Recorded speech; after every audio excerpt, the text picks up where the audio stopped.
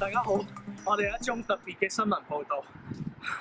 上年炸彈人事件轟動全球一時，雖然已經告一段落，但係國際刑警話俾我哋知道，佢嘅可靠線報指出，佢喺香港被緝拿歸案之前，佢喺某間公司偷咗一個神秘嘅大寶藏，而呢個寶藏已經散落喺 U of T 嘅每一個角落。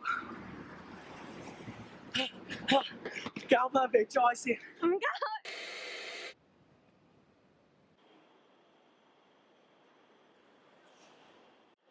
件事揚咗出去啦！我知啊，我今朝睇新聞啦。我一早叫咗你同我正式定搞掂佢噶嘛。而家講緊有冇用？你快同我 L 出嚟！得，我依家真係同佢搞掂佢，做少少嘢。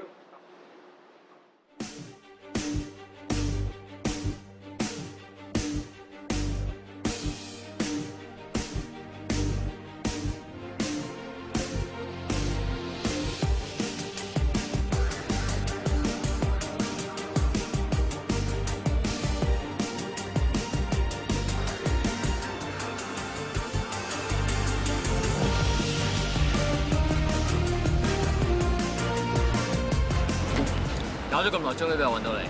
我知，你識我哋組織喺加拿大嗰度買件嘢啊嘛，揾唔係問題，你啲成員嚟睇下先啦。做咗少少背景資料你睇下。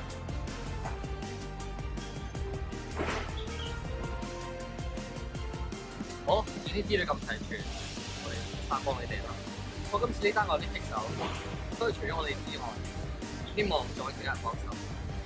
冇問題。